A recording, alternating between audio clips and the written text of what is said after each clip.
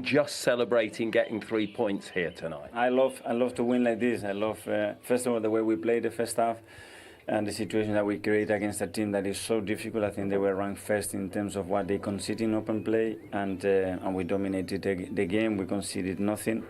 And in the second half, we have to play the game after they scoring the goal. Obviously, they're going to come out and we're going to have more spaces. That game we didn't play because we have to play with 10 men.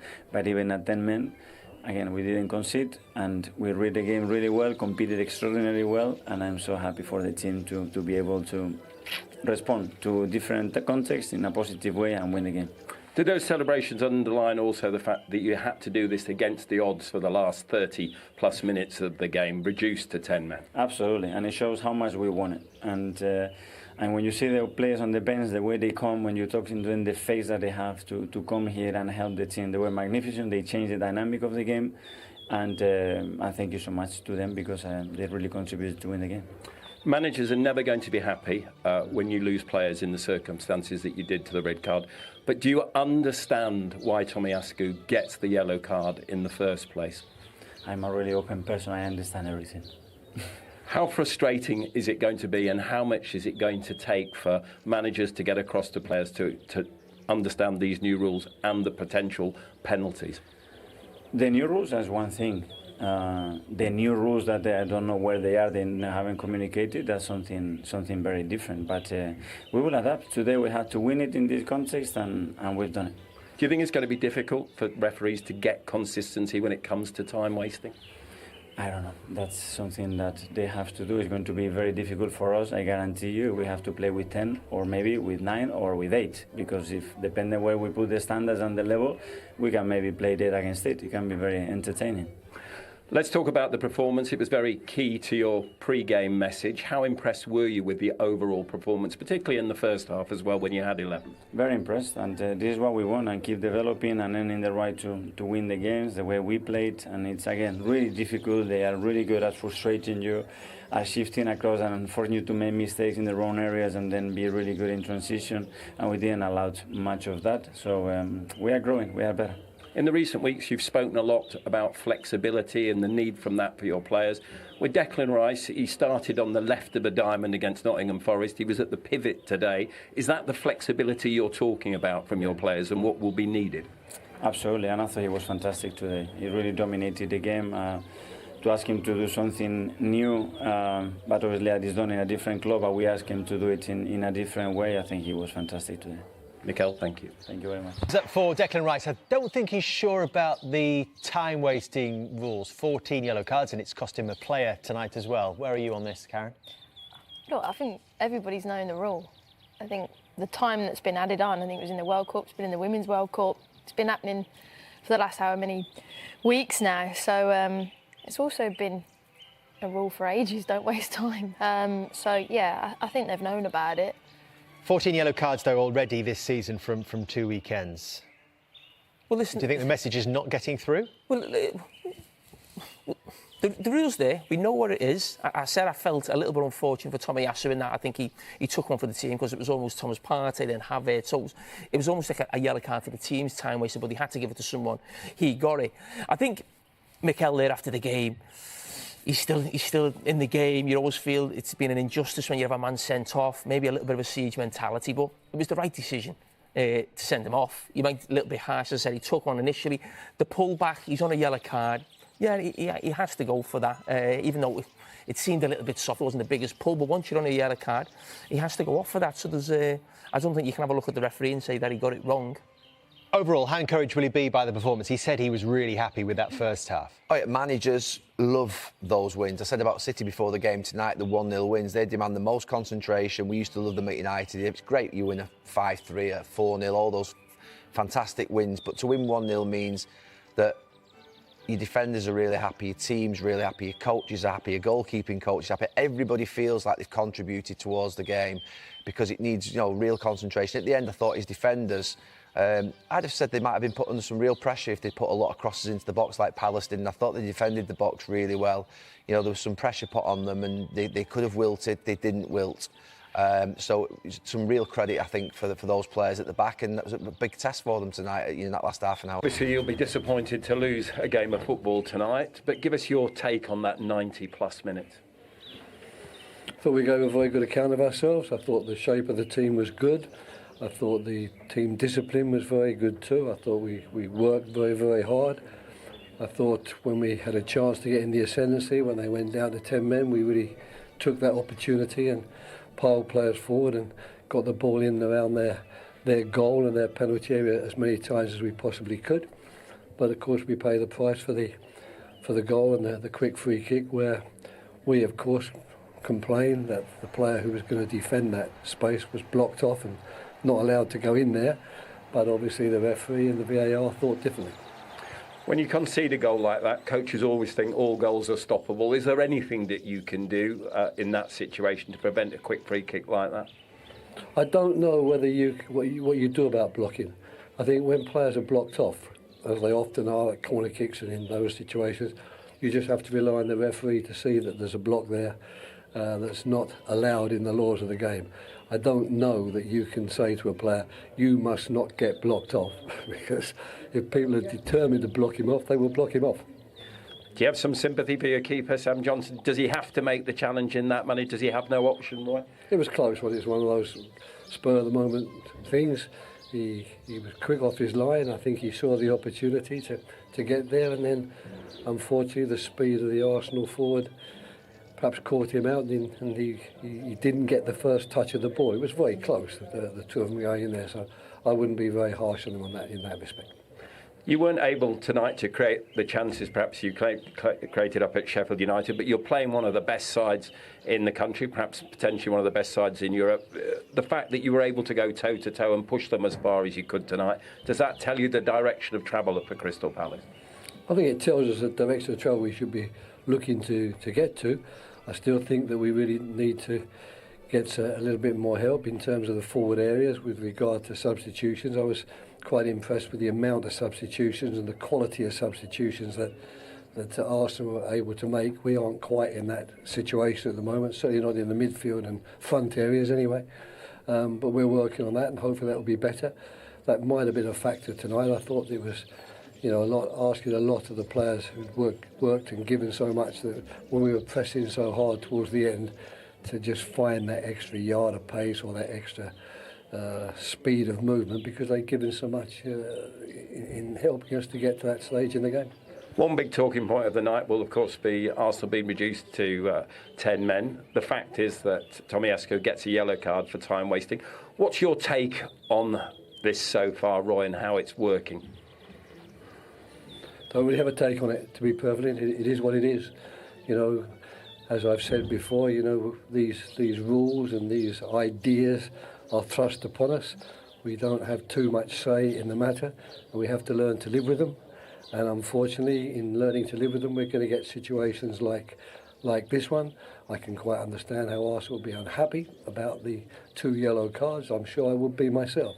But I don't have anything more to say on the subject, because that's what we're going to have to put up with. That's what we have to learn to live with.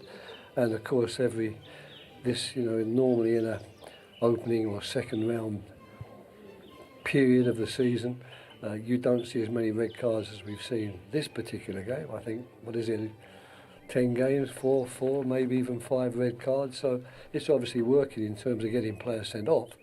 But whether that's the right thing or not, I'll leave the referees and IFAB to decide for themselves. And just finally, to return to your point about you need a little bit more help, that transfer window remains open. How optimistic are you, Roy, of getting the targets in before the close of that window that you require? Yeah, it's fairly optimistic. I mean, it's not easy, but the club's working on it. Steve Parish and Doug Freeman are certainly working on it. And, of course, we missed Mateta, a forward who could have helped us today, because he pulled out with a sore knee. We're still waiting for Mikel Elise, and we're still waiting for the young Brazilian, an attacking player who also might have helped us tonight had he been fit. So the reinforcements anyway, they're around the corner, but we're a long way off, of course, what Arsenal can do when they find themselves in that situation, because they're bringing on players which have cost more than tens of millions of pounds. Right, thank you for your time. Okay. Did point out that Michael Olise is not quite ready, and Matheus França, the new Brazilian signing as well, is not quite ready, but still Crystal Palace want a bit more. That being said, that has to happen, doesn't it, in the next 2 weeks? Or would you have worries about them, given the size of the squad? I've not got any worries about them. I think they've got I thought it was a good performance tonight in relation to who they were playing. I remember last season we watched Arsenal at Crystal Palace in the first game of the season, and Arsenal were electric and tore them to shreds. I don't think Arsenal tonight were fluid.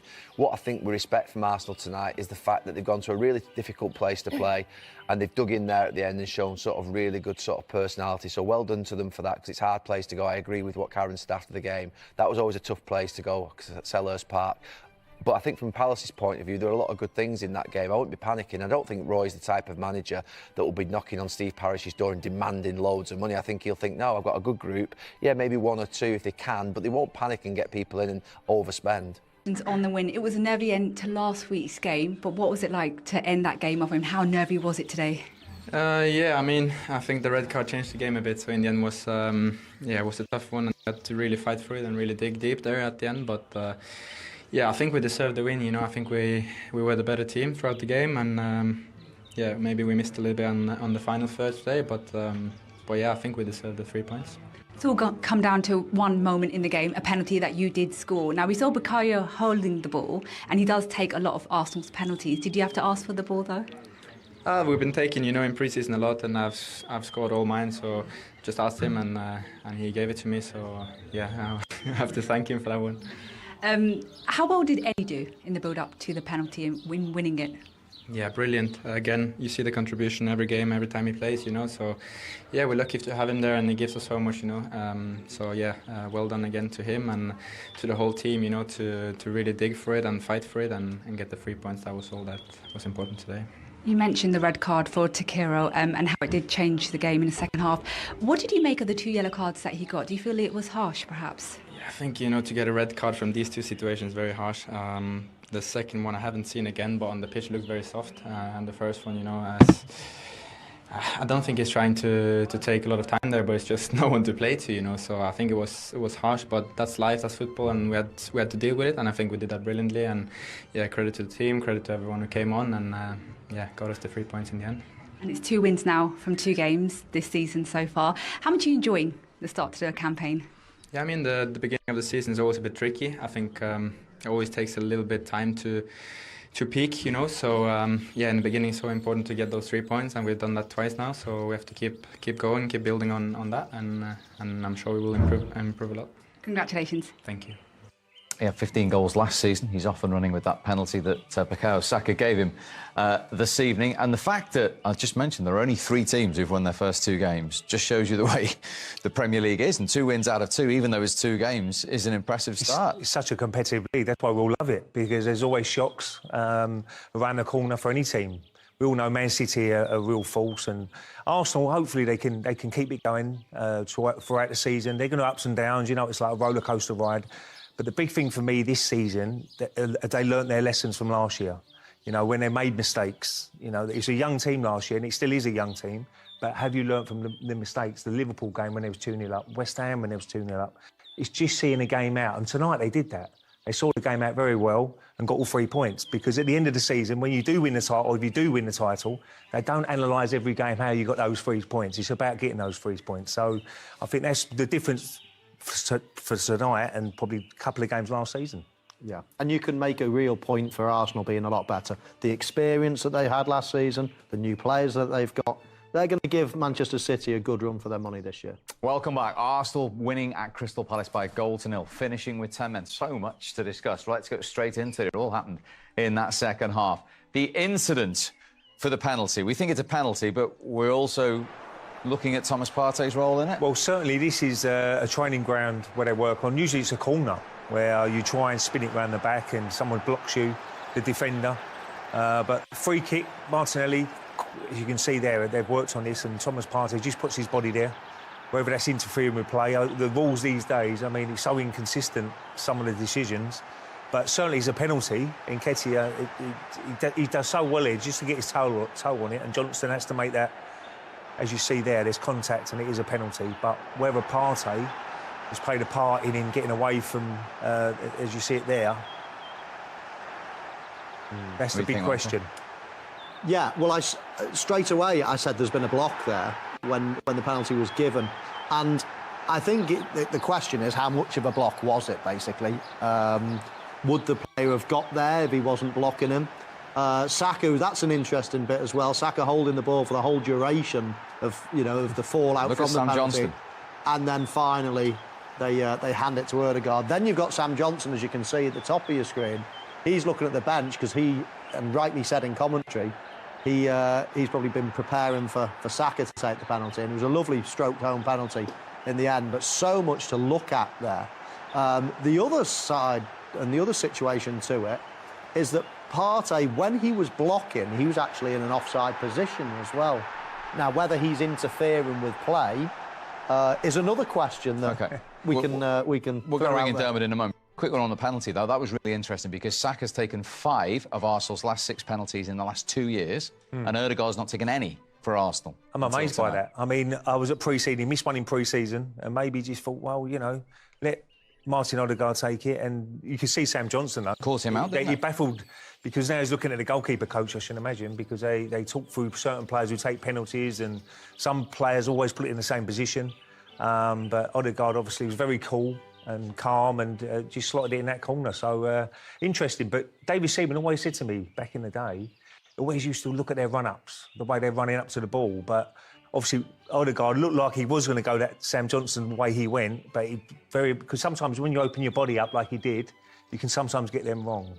But he got that totally right, and a good call penalty in the end. OK, Dermot Gallagher, come in and help us, because we need to ask, first of all, about Thomas Partey's role in that. Is it a foul, first of all, by Thomas Partey on Lerma?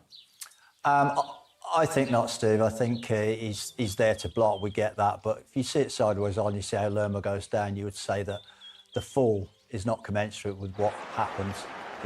He's got a little touch off Lerma. We see all the time defenders reach for attackers reach for defenders. I would say that doesn't marry up there. Going back to the offside, if he's in offside position, that's not an offence in itself.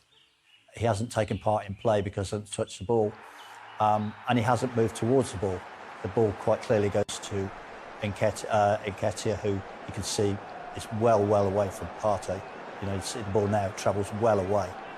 So he takes no part in that move for an offside offence. VAR looks at it, checks, is it a penalty? Yes, I don't think there's any doubt about that. Checks to see if Partey has committed a foul, says no. Checks to see whether it's offside, he doesn't take part in that move, so the penalty's awarded. Dermot, you say he's not interfering there being offside, but he is interfering with an opponent, isn't he? Does that come into the equation? Well, it's difficult to say, Michael, because interfering with an opponent, is he challenged for the ball to stop the opponent getting to the ball? Well, you look at that, I would think Lerma will be very hard-pressed to get to that ball. So there's all kinds of them things come into play. One of the things I referred back to earlier was the Isak goal last week, where we had a similar situation. The ball's played across towards Botman, is in offside position, and clashing with Cash. Again, this is it.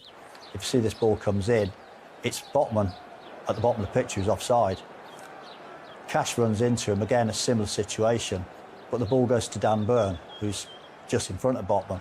So again, you've got a similar situation where the ball doesn't reach Botman, a bit like Partey today. Ball gets played in if you run it on. And it's run on, it's actually Burn who's starting off onside position, plays it to Isak. So we've got a similar situation there, in so much as that's how the rule is interpreted. We've got it here, it's the same thing, the ball's played, Partey's there. If you see Nketiah spin off, the ball's played between the 2 Palace defenders at the bottom of the screen. It goes to Nketiah in space, and you see the distance between him and Partey. So he can't be given as an offside offence, because obviously he doesn't touch the ball and he doesn't take part in that move towards the ball. OK, Dan, don't go anywhere. First of all, Palace wanted a penalty. Thomas Partey involved again on Eze. Did they have a case? I think not. I think if you look at it sideways on is the best view. You see that he tries Partey and Rice. I think what happens, he's already going down. He sees the leg, and I think he uses the leg himself. There, I think there. for me, not a penalty. You know, it's one, he feels contact and tries to make the most of it, but there, he's already going down. It's almost as if he initiates the contact on Partey's thigh himself. Right? Yeah, I totally agree with Dermot. As you see here, he just gets a slight touch and then he pulls his leg away. And you could just see him, he's going down already there. Great play by Eze, nearly got in. But I think Partey, he got away with a yellow card there as well, with the branding of a yellow card. So, yeah, I think I'm with Dermot on that one. It would have been a very harsh penalty to give away. This is